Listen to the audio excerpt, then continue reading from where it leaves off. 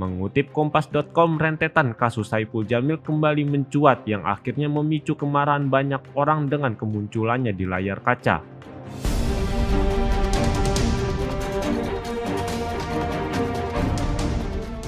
Sudah 5 tahun berlalu, kasus yang pernah menjerat penyanyi dangdut Saipul Jamil kini kembali menjadi sorotan. Hal itu lantaran bebasnya penyanyi dangdut berusia 41 tahun dari Lapas Cipinang pada Kamis 2 September 2020 disambut layaknya orang yang sudah mengharumkan nama negara dengan prestasinya. Saipul melambaikan tangan dari dalam mobil dengan wajah tersenyum semeringah. Dia juga terlihat memakai kalung bunga di leher.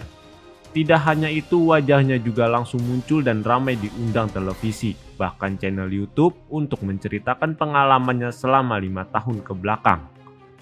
Lantas apa yang menjadi masalah hingga akhirnya muncul petisi boikot Saipul Jamil? Mengutip Kompas.com, rentetan kasus Saipul Jamil kembali mencuat yang akhirnya memicu kemarahan banyak orang dengan kemunculannya di layar kaca. Pada Februari 2016, Saipul Jamil dilaporkan oleh seorang remaja berusia 17 tahun berinisial DS dengan tuduhan pencabulan. Saipul mengenal DS lewat acara pencarian bakat di salah satu stasiun televisi swasta, di mana Saipul menjadi salah satu jurinya. DS merupakan salah satu penonton program tersebut. Penyanyi yang akrab disapa Bang Ipul itu kemudian menawarkan untuk pulang bersama karena sama-sama tinggal di Jakarta Utara.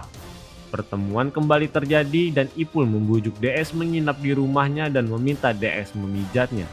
Dalam kesempatan itulah pelantun lagu Jujur melancarkan aksinya. Bang Ipul mencabuli korban yang tengah tertidur lelap di kamar asistennya. Kapolsek Metro Kelapa Gading Kompol Ari Cahya Nugroho mengatakan hal itu terungkap saat Saipul Jamil sempat meminta 2 kali untuk berhubungan tetapi DS tidak berkenan.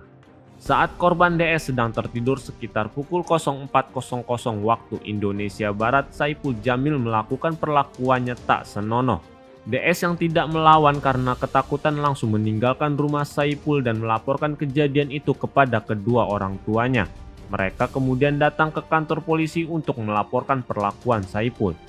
Dalam pemeriksaan pernyataan Saipul dengan DS sesuai, Saipul mengakui telah melakukan pelecehan seksual kepada DS. Pada 14 Juni 2016, Saipul Jamil ditetapkan bersalah atas kasus pencabulan anak laki-laki di bawah umur dengan hukuman 3 tahun penjara oleh Pengadilan Negeri Jakarta Utara. Dia terbukti melanggar pasal 292 KUHP tentang perbuatan cabul. Kemudian pada 15 Maret 2017, Saipul mengajukan peninjauan kembali terhadap putusan Pengadilan Tinggi DKI Jakarta. Namun Desember 2017 PK Saipul ditolak, dengan kata lain Ipul tetap menjalani hukuman penjara selama 5 tahun. Saipul terbukti menyuap panitera Pengadilan Negeri Jakarta Utara Rohadi sebesar 250 juta. Awalnya Saipul melalui pengacara berusaha menyuap Iva Sudewi sebagai ketua majelis hakim dalam sidang kasusnya. Uang suap itu diberikan melalui panitera Pengadilan Negeri Jakarta Utara Rohadi. Atas perbuatan tersebut hukuman Saipul bertambah 3 tahun dan denda sebesar 100 juta subsidi 3 bulan kurungan, sehingga total menjadi 8 tahun kurungan. Pedangdut Saipul Jamil mengajukan pembebasan bersyarat ke Kementerian Hukum dan HAM. Pengajuan itu terkait wacana pembebasan 30.000 napi oleh Kemenkumham untuk pencegahan penyebaran COVID-19 di penjara.